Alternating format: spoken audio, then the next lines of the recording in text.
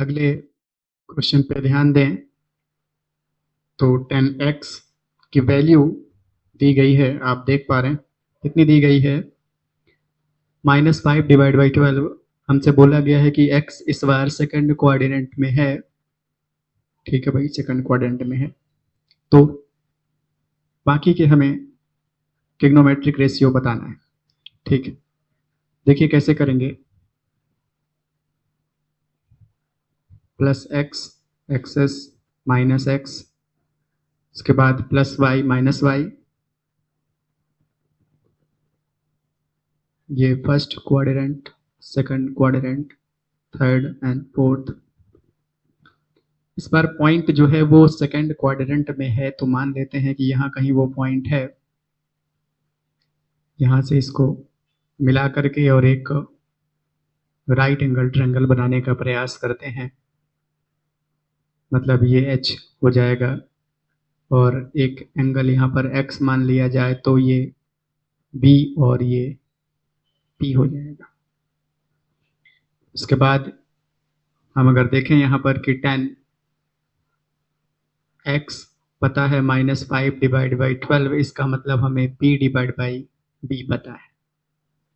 ध्यान दें तो हमें P की वैल्यू -5 और B की वैल्यू यहाँ से 12 मिल रही है। इस डायग्राम कहीं से, मतलब यहाँ से अगर देखें तो ऐसा मिल रहा है, लेकिन अगर हम इस राइट एंगल ट्रायंगल पे आए और देखें ध्यान से कि B की वैल्यू 12 और P की वैल्यू -5 नहीं हो सकती। क्यों? क्योंकि P अगर आप देखें तो प्लस y में है और अगर x को देखें, मतलब B को देखें तो -x में है, इसलिए -12 मतलब माइनस कहाँ जाएगा, 12 के पास होगा। तो यहाँ से हमें पता चला कि ये माइनस जो आपने P पे लगाया है ये एक्चुअल में P का नहीं, ये -B का है। ठीक है, कोई दिक्कत? उसके बाद हमें H नहीं पता है तो कोई बहुत बड़ी बात नहीं है, इसे हम नाम दे दें A B C, और इन ट्रायंगल ABC में बाई पाइथागोरस जी। H की वैल्यू पता करने का प्रयास करें तो h square equal to P square plus B square. H की वैल्यू पता चल जाएगी, P कितना है 5 square plus -12 square, h square equal to 25 plus 144, मतलब h स्क्वायर इक्वल टू 169।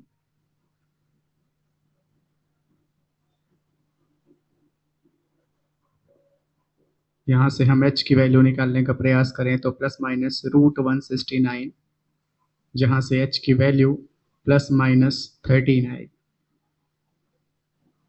हमारे काम की कौन सी है यहाँ पर, ध्यान दीजिए। h की वैल्यू +13 भी है और -13 भी है, तो यहाँ से हम h की वैल्यू +13 लेकर आगे बढ़ें।